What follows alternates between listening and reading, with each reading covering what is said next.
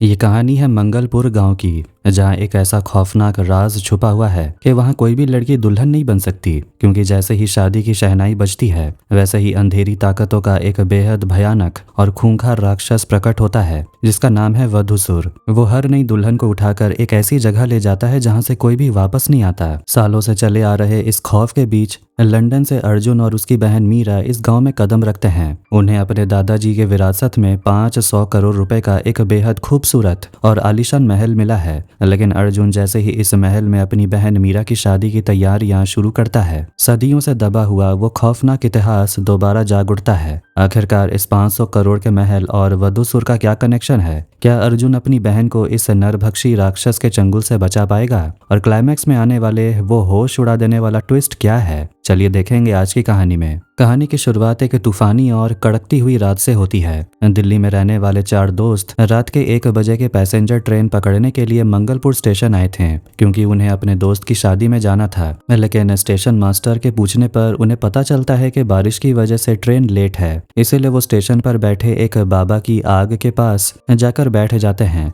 और ठंड से बचने के लिए हाथ सेकने लगते हैं। वो बाबा उन्हें मंगलपुर की एक कहानी सुनाते हैं कि उस गांव में कोई भी लड़की शादी नहीं कर सकती, क्योंकि ऐसा ही करने पर एक राक्षस आकर दुल्हन को उठा ले जाता है। बाबा की कहानी फ्लैशबैक में ले जाती है। हम देखते हैं कि एक नए शादीशुदा जोड़े का परिवार बस से लखनऊ एयरपोर्ट जा रहा था। रास्ते में कुछ लोग उन्हें बताते हैं कि तूफान की वजह से रास्ता बंद है, इसलिए उन्हें मंगलपुर होकर जाना पड़ेगा। बस का ड्राइवर मंगलपुर का ही रहने वाला था। वो डर जाता है और सबको अलर्ट करता है कि 12 साल पहले वहां से आखिरी दुल्हन गायब हुई थी। उस रास्ते पर जाने से दुल्हन समेत सब मारे जाएंगे, लेकिन उसकी बात कोई नहीं सुनता। जंगल के पास पहुंचते ही बस का टायर पंचर हो जाता है। तभी एक अशुद्ध ताकत आकर लगभग सभी को मार देती है और दुल्हन को उठाकर ले जाती है। इसके बाद सीन बदलता है और हम मंगलपुर महल के मालिक आचार्य दुष्यंत को देखते हैं, जिनकी मौत हो चुकी है। उनकी चिता के सामने शांताराम नाम का उनका मैनेजर काफी दुखी होकर खड़ा था। वो आचार्य की मौत से बहुत ज्यादा टूट चुका था। इसके बाद हम लंदन में देखते हैं, जहां वासुदेव नाम के आदमी के 2 बच्चे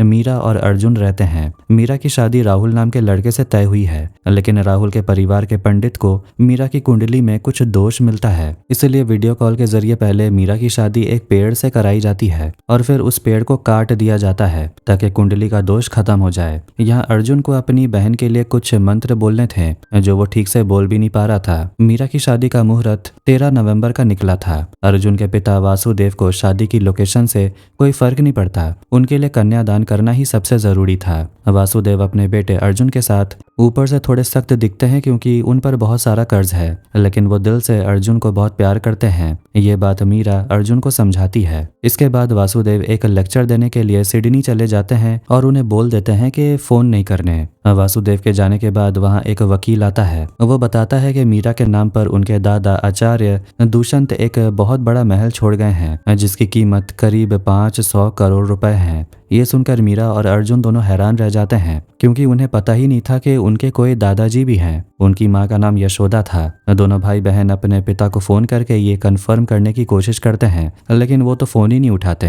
तब अर्जुन फैसला करता है कि वो खुद पहले जाकर सब कुछ देखेगा और फिर मीरा को बताएगा। ऐसा सोचकर अर्जुन मंगलपुर के लिए निकल पड़ता है। इसी बीच सिडनी में वासुदेव को आत्मा, फरिश्ते और दानव जैसी चीजों पर लेक्चर देते हुए सुना जाता है, जहाँ काले जादू की भी बात होती है। बैकग्राउंड की स्क्रीन पर एक चमगादड़ जैसा दिखने वाला आधा इंसान और आधा जानवर दिखाई देता है, जो बिल्कुल उसी दुल्हन को किडनैप करने वाले राक्षस जैसा लग रहा था। वासुदेव का मानना है कि इंसान के अंदर देवता और दानव दोनों होते हैं, लेकिन कई बार इंसान की राक्षसी सोच बाहर आ जाती है, जो बड़ी मुसीबत का कारण बनती है। अर्जुन फ्लाइट से इंडिया पहुंचता है और मंगलपुर जाने वाली ट्रेन पकड़ता है। ट्रेन में उसकी मुलाकात प्रिया नाम की लड़की से होती है, जो ट्रेन से गिरने वाली थी, पर अर्जुन उसे बचा लेता है। इसके बाद अर्जुन मार्स नाम के एक लॉज में रुकता है। वहाँ खटमल के काटने की वजह से वो रात भर सो नहीं पाता और महल का मैनेजर भी उसे लेने नहीं आता।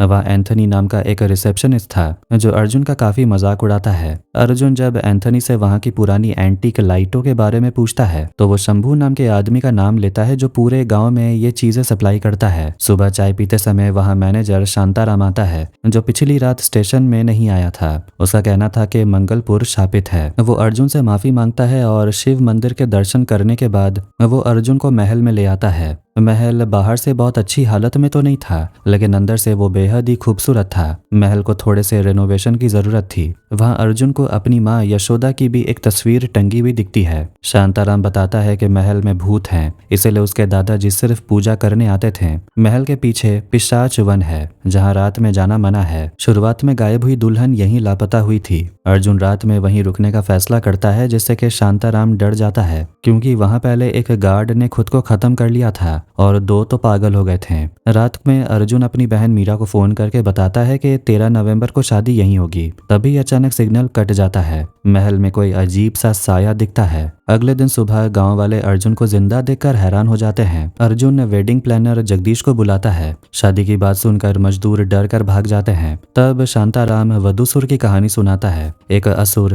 कन्या और देव पुत्र के बेटे वधूसुर को अंधकारकता नाम के शैतान ने पाला था। वधूसुर को वरदान था कि वो सिर्फ अपने ही वंशज के हाथों मरेगा और वो अंधेरे से शक्ति पाता है। भगवान विष्णु ने वृक्षनी नाम की सुंदर स्त्री को भेजा, जिसने शादी के समय वधूसुर के सीने में खंजर घोंप दिया। वृक्षिनी अपनी दैव्य शक्ति से एक पेड़ बन गई और वधूसुर को वहीं कैद कर लिया। अब वो आजाद होने का इंतजार कर रहा है। तभी पता चलता है कि शांताराम ही असली में शंभू है, जो महल की कीमती सामान चुराकर बेचता है। चोरी पकड़े जाने के डर से वो महल साफ करने के लिए राजी हो जाता है। तभी प्रिया पुलिस के पास आती है। शुरुआत में गायब हुई दुल्हन प्रिया की ही बहन थी। रात में महल में सो रहे जगदीश को कोई दिखता है। शोर सुनकर अर्जुन जागता है तो पता चलता है कि वो कोई राक्षस नहीं बल्कि जगदीश का भांजा बल्ली है, जो एक इलेक्ट्रीशियन है। उसके साथ खाना बनाने वाली रागिनी और पूरी टीम आई थी। स्टेशन पर सबने उन्हें वधूसुर की कहानी सुनाकर डरा दिया था, जिससे अर्जुन बहुत ज्यादा गुस्सा होता है और इसके लिए शांताराम को डांटता है। इधर महल के रेनोवेशन का काम पूरे जोरों पर चल रहा था। तभी बिजली की गड़बड़ी की वजह से बाथरूम में गीजर का पानी बहुत ज्यादा गर्म हो जाता है, जिससे कि जगदीश का पिछला हिस्सा जल जाता है। जब अर्जुन गीजर बंद करने जाता है तो खुले तार और फर्श पर पानी होने की वजह से उसे करंट लग जाती है, इससे कि उसकी धड़कन रुक जाती है और वो एक तरह से मर ही जाता है। ठीक उसी वक्त प्रिया किसी काम से महल में आती है और सीपीआर देकर अर्जुन की जान बचा लेती है। यानी अब दोनों के एक दूसरे की जान बचाने का हिसाब बराबर हो गया। प्रिया बताती है कि वो एक राइटर है जो पुराने मंदिरों पर किताब लिख रही है और उसकी किताब में वधूसुर के मंदिर का भी जिक्र होगा। प्रिया को उसी शाम 7 बजे बस से सीतापुर जाना था, इसलिए अर्जुन खुद उसे बस स्टॉप छोड़ने जाता है और 13 तारीख को होने वाली अपनी बहन मीरा की शादी का इनविटेशन भी देता है। रात को बल्ली महल के एक कमरे में सो रहा था। तभी 2 बार कोई उसके पैर खींचकर उसे जगा देता है। बल्ली इतना डर जाता है कि वो एक भूतिया गाना सुनने लगता है, जो भूल भुलैया फिल्म की याद दिला रहा था। इससे परेशान होकर जगदीश और अर्जुन आकर उसे डांटते पीटते हैं कि वो इतनी रात को गाना क्यों सुन रहा है। लेकिन बल्ली का कहना है कि महल में कुछ गड़बड़ है और वो सो नहीं पा रहा। उसके जाने के बाद चमगादड़ जैसी एक परछाई आकर बल्ली के शरीर पर कब्जा कर लेती है, यानी उसे पोजेस कर लेती है। यहाँ एक खास बात यह भी थी कि जब से अर्जुन मरकर जिंदा हुआ तब से उसे महल के अंदर और बाहर मरे हुए लोगों की आत्माएं दिखने लगी थी, जो किसी और को नहीं दिखती थी। इस चक्कर में बल्ली और शांताराम को कई बार मार खानी पड़ रही थी, जिसकी वजह से शांताराम वहां से चला जाता है। एक दिन रागिनी भगवान कृष्ण की मूर्ति साफ कर रही थी। बल्ली उस मूर्ति को देखते ही अजीब हरकतें करने लगता है, क्योंकि वधूसुर भगवान कृष्ण से डरता था और वृक्षनी का ये सारा खेल श्री कृष्ण ने ही रचा था। बल्ली सबको वहां से हटने को बोलता है, लेकिन अर्जुन को लगता है कि वो रागिनी के साथ बदतमीजी कर रहा है, इसीलिए वो उसे फिर से पीट देता है। अर्जुन को बाजार में प्रिया दिखती है, जो साड़ी पहनकर आई थी। प्रिया कहती है कि वधूसुर के मंदिर की कहानी शायद झूठी है, क्योंकि उसे कोई मंदिर नहीं मिला। इधर रात को बल्ली पोजेस्ड हालत में रागिनी के कमरे की तरफ झांकने लगता है। वो असल में वधूसुर के सामने झुककर कह रहा था कि वो उसके लिए कुछ भी कर सकता है। अर्जुन और जगदीश को लगता है कि वो रागिनी पर बुरी नजर रख रहा है। आगे अर्जुन को जंगल के रास्ते में एक आत्मा दिखती है, जो अचानक गायब हो जाती है। फिर बल्ली पोजेस्ड हालत में जंगल की एक सीक्रेट जगह पर जाता है, जहां वो अर्जुन और जगदीश को वृक्षिनी का पेड़ और वधूसुर के मंदिर का कलश दिखाता है। ये देखकर वो दंग रह जाते हैं, क्योंकि ये कहानी सच थी। उस पेड़ का आकार बिल्कुल एक औरत जैसा दिख रहा था। बल्ली कहता है कि वधूसुर आएगा और सब पर राज करेगा।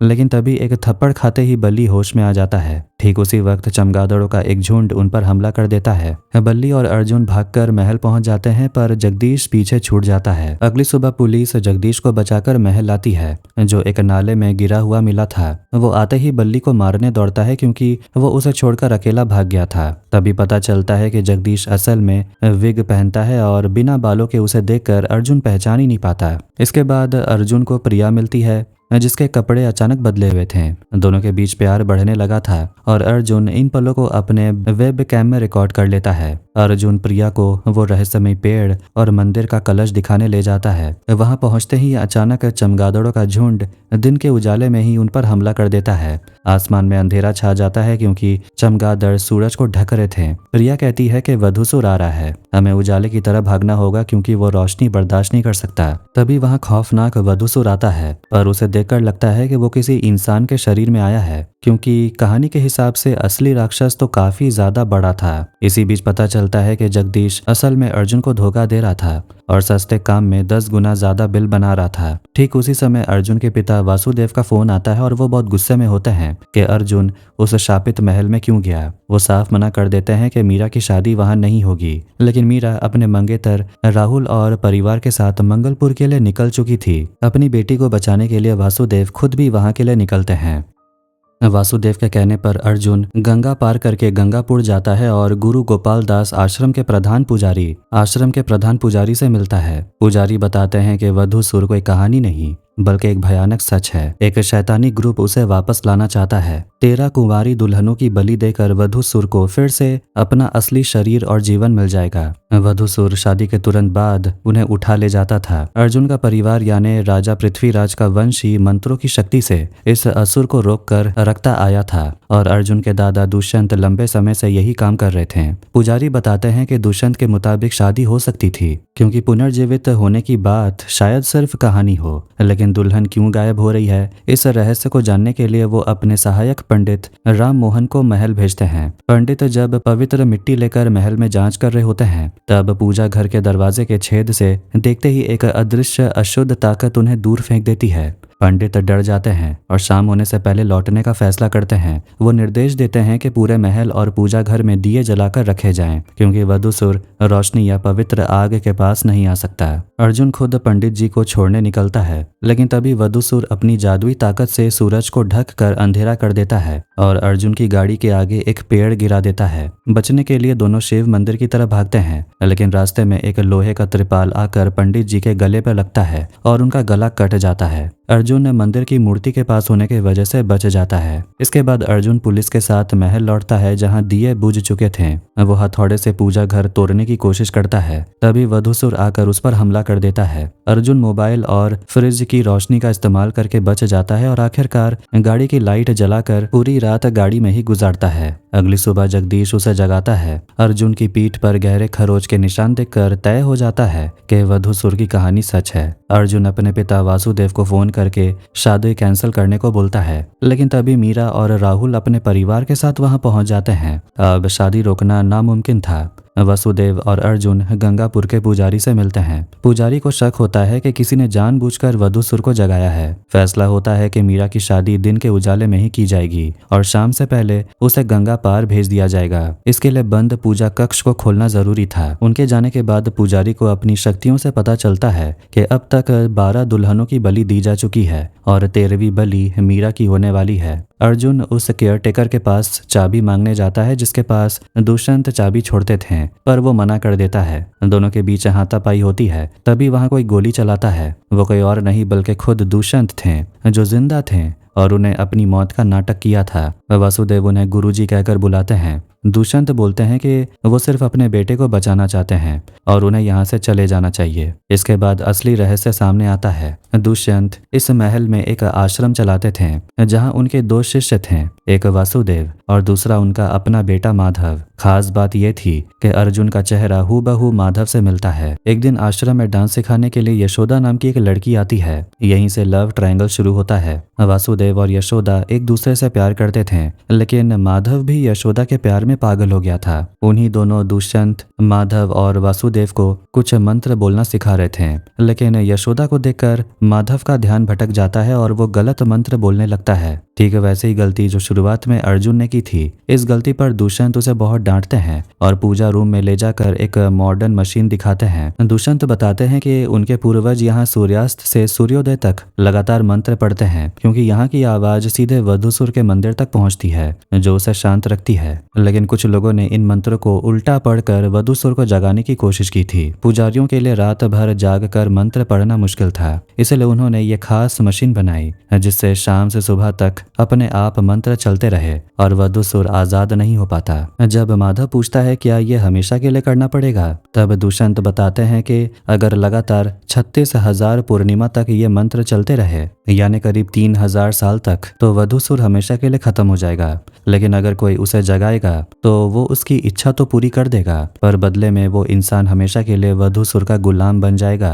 हर साल महल में एक नाटक होता था जिसमें वृक्षिणी और वधूसुर की कहानी दिखाई जाती थी। यशोदा बनी थी वृक्षिणी और माधव बना था वधूसुर। नाटक के दौरान यशोदा गिरने वाली होती है, तभी सिंगर वासुदेव उसे संभाल लेता है, जिसके बाद दुष्यंत यशोदा के परिवार की मर्जी से वासुदेव और यशोदा की शादी तय कर देते हैं। ये देखकर माधव का दिमाग खराब हो जाता है। वो गुस्से में पूजा रूम से जाकर मशीन को उल्टा चला देता है, जिससे कि बुरी ताकत उसके अंदर समा जाती है। दुष्यंत जब ये देखते हैं तो वो डर जाते हैं, क्योंकि उन्हें अपने बेटे में वधूसुर का साया दिखने लगता है। वो माधव से रुकने की भीख मांगते हैं और बदले में यशोदा को उसे सौंपने का वादा भी करते हैं। अगले दिन दुष्यंत वासुदेव से गुरु दक्षिणा मांगते हैं कि उसे यशोदा को छोड़कर दूर जाना होगा, क्योंकि माधव उससे प्यार करता है। गुरु के दिए हुए वादे के कारण वासुदेव भारी मन से उसी रात गांव छोड़ने का फैसला करता है। जाने से पहले वो यशोदा से झूठ बोलता है कि उसने सिर्फ उसका इस्तेमाल किया ताकि यशोदा उसे भूल जाए। यशोदा टूट जाती और आखिरकार उसकी शादी माधव से हो जाती है। शादी की पहली रात को जब यशोदा की नींद खुलती है तो वो देखती है कि माधव कमरे में नहीं है। पूजा रूम में जाने पर वो देखती है कि वधूसुर ने माधव को पूरी तरह अपने वश में कर लिया है और उसका चेहरा भयानक हो चुका था। बेटे की हालत देखकर दुष्यंत अंधे प्यार में वधूसुर से कहता है कि वो कुछ भी करने को तैयार है, बस उनके बेटे को आजाद कर दिया जाए। ये खौफनाक सीन देखकर यशोदा डर कर भाग जाती है और वासुदेव के पास पहुंचती है। इसके बाद यशोदा और वासुदेव लंदन चले जाते हैं, जहां यशोदा को पता चलता है कि वो प्रेग्नेंट है, यानी अर्जुन असल में माधव और यशोदा का बेटा है, वासुदेव का नहीं। दूसरी तरफ वासुदेव तो दुष्यंत का सगा बेटा था ही नहीं, बल्कि माधव ही असली वारिस था। इसका मतलब इस महल का असली हकदार अर्जुन खुद है, मीरा नहीं। दुष्यंत जानते थे कि उनका बेटा वधूसुर के कब्जे में है और उसे आज़ाद कराने के लिए उन्होंने ये पूरा प्लान बनाया था। प्रेजेंट समय में अर्जुन कहता है कि सिर्फ जन्म देने से कोई पिता नहीं बन जाता और वो वासुदेव को ही अपना असली पिता मानता है। आखिर में पुजारी बताते हैं कि ये सब दुष्यंत का रचा हुआ नाटक था। उन्होंने अपनी मौत का झूठ बोला और मीरा के नाम प्रॉपर्टी करके सबको यहाँ बुलाया ताकि मीरा को 13वीं दुल्हन के रूप में बलि चढ़ा सके। इससे वधूसुर हमेशा के लिए आजाद हो जाता और उनका बेटा माधव उसकी गुलामी से छूट जाता। इतने सालों से पॉजेस्ड हालत में माधव ही महल के अंदर घूम रहा था और पूजा रूम के अंदर छिपा था, इसलिए उस कमरे में कोई जाता नहीं था, क्योंकि वहां बुरी ताकत का असर था और उल्टे मंत्र पढ़े जा रहे थे। असल में वृक्षिणी के पेड़ के अंदर से जो बाहर आया था वो भी भटका हुआ माधव ही था, जिसे कोई और कंट्रोल कर रहा था। अब हमें पता चलता है कि वहां असल में क्या हुआ था। पुजारी जी ने मीरा की शादी का समय दिन में तय किया था, लेकिन राहुल के घर के पंडित ने शादी का मुहूर्त रात 8:20 का निकाला था। अब शादी टूटने के डर से उन्हें रात में ही शादी पूरी करनी पड़ी, क्योंकि मीरा मानने को तैयार ही नहीं थी। तभी पॉजेस्ड हुए बल्ली ने जनरेटर बंद कर दिया, जिससे पूरे महल में अंधेरा छा गया। शादी तो तब तक हो चुकी थी, लेकिन अब समझ में आया कि दुष्यंत ने इस महल के अंदर कभी बिजली के तारों का काम क्यों नहीं करवाया था, क्योंकि उससे उसके पॉजेस्ड बेटे को दिक्कत होती। शादी होने के तुरंत बाद वधूसुर बंद कमरे से मीरा को उठाकर ले गया। हालांकि उसके भाई ने सेफ्टी के लिए उसे वहां बंद किया था। जब अर्जुन अपनी बहन को बचाने जाता है, 12 मरी हुई दुल्हनों की आत्माएं इशारे से अर्जुन को रास्ता दिखाती हैं कि मीरा कहाँ है। महल के अंदर से अर्जुन और पुजारी जी पूजा रूम का दरवाजा तोड़ते हैं। वहां अर्जुन को आखिरी दुल्हन की आत्मा दिखती है जो हूबहू प्रिया जैसी लग रही थी। वो इशारे से बताती है कि मीरा अंदर वधूसुर के मंदिर में है। इसका मतलब वो लड़की कभी प्रिया थी ही नहीं बल्कि उसकी जुड़वा बहन थी, इसीलिए वो अचानक गायब और प्रकट हो जाती थी। अर्जुन अंदर जाता है जहाँ एक सर्कल में 12 दुल्हनों को बैठाकर बलि दी गई थी। वहाँ लाल साड़ी में उनके कंकाल पड़े थे। मीरा 13वीं दुल्हन बनने वाली थी जिसे हिप्नोटाइज करके वहां बैठाया गया था। ठीक तभी अर्जुन अपने ही पिता माधव पर हमला कर देता है। दोनों के बीच भयंकर लड़ाई होती है, लेकिन अर्जुन अपने पिता की ताकत के सामने हार जाता है और वृक्षनी के पेड़ के पास गिरकर बेहोश हो जाता है। जब बलि देने का आखिरी समय आता है तब वासुदेव और पुजारी जी मशीन चालू करके मंत्र पढ़ना शुरू करते हैं। इससे माधव और दुष्यंत को तकलीफ होने लगती है और वो बलि नहीं दे पाते। ठीक उसी वक्त अर्जुन वृक्षनी के पेड़ की उंगली पकड़कर खड़ा होता है। अब यहाँ अर्जुन का साथ देने भगवान विष्णु ना आए ऐसा तो हो नहीं सकता। भगवान विष्णु उसे शक्ति देते हैं और वृक्षनी के पेड़ से एक बिजली की तरंग अर्जुन के शरीर के अंदर आ जाती है। इसके बाद वो पेड़ की नुकीली उंगली को तोड़कर सीधे माधव के सीने में घूम देता है, जिससे माधव मर जाता है और वधूसुर का साया भी खत्म हो जाता है। आपको याद होगा कि वधूसुर को वरदान था कि उसे सिर्फ उसका अपना अंश ही मार सकता है और अर्जुन उसका पोता उसका अपना ही अंश था। 36,000 पूर्णिमा में सिर्फ 2 बाकी थी और उससे पहले ही वध हो गया। लेकिन वधूसुर को जगाने के लिए जो यज्ञ किया जा रहा था उसकी वजह से असली वधूसुर बाहर आ जाता है। वो दिखने में बहुत भयानक था, लेकिन बलि अधूरी रहने की वजह से वो पूरी तरह कमजोर था। फिर भी दुष्यंत बलि देने की कोशिश करता है तो अर्जुन उसकी खोपड़ी पर कुल्हाड़ी से वार कर देता है, जिससे कि वो खुद यज्ञ के आग में गिरकर भस्म हो जाता है। अर्जुन और मीरा बच जाते हैं और वो पूरा मंदिर ढहने लगता है। इसके बाद वो दोनों वापस पूजा रूम वाले हिस्से में आते हैं क्योंकि सारे रास्ते आपस में जुड़ चुके थे। वहां अर्जुन के पिता वासुदेव मीरा से बोलते हैं इस घटना को एक बुरा सपना समझकर भूल जाएं और किसी को ना बताएं। इस तरह वधूसुर का विनाश होता है और बुराई पर अच्छाई की जीत होती है। अगले दिन मीरा की विदाई हो जाती है, लेकिन अर्जुन राहुल के साथ आए उस कपटी पंडित को अकेले में ले जाकर अच्छे से कूटता है और समझाता है कि सब कुछ कुंडली या किस्मत से नहीं होती, मेहनत भी करनी पड़ती है। इसके बाद एक और ट्विस्ट आता है। अर्जुन को पता चलता है कि प्रिया को तो उस प्रपोजल और गाने के बारे में कुछ याद ही नहीं है और सबसे बड़ी बात कि प्रिया शादीशुदा है। हालांकि वो अर्जुन को पसंद करती है। यहाँ प्रिया सच बताती है कि वो कोई राइटर नहीं बल्कि वो अपनी जुड़वा बहन को ढूंढने आई थी जो गायब हो गई थी। अब हमें पता है कि उसकी बहन वही आखिरी भूतिया दुल्हन थी। अर्जुन हैरान होकर अपनी वीडियो रिकॉर्डिंग चेक करता है तो देखता है कि कमरे में वो अकेला ही नाच रहा था, यानी कि वो असल में एक भूत के प्यार में पड़ गया था। आखिर में सीन वापस मूवी की शुरुआत वाली यानी कि प्रेजेंट में आती है, जहां वो साधु उन 4 लड़कों को कहानी सुना रहा था। वो बताता है कि अर्जुन कभी वापस नहीं गया, वो पिछले 24 साल से यहीं है और अपने पिता माधव की आत्मा की शांति के लिए पूजा कर रहा है। तभी ट्रेन आ जाती है और वो चारों लड़के जाने लगते हैं। तभी असली सच सामने आता है। वो साधु कोई और नहीं बल्कि खुद अर्जुन है। वो यहीं रह गया है। वो आखिर में कहता है कि दुनिया में कई तरह के भूत होते हैं, तो क्या वो खुद एक भूत है या वो 4 लड़के भूत थे? ये सब शायद भूत बंगला 2 आने पर क्लियर होगा। और इसी के साथ ये फिल्म यहीं पर एंड होती है। तो कैसी लगी आज की वीडियो कमेंट करके जरूर बताना। वीडियो पसंद आया तो वीडियो को लाइक कर दें, चैनल को भी सब्सक्राइब कर दें। मिलते हैं नेक्स्ट वीडियो में। Take care.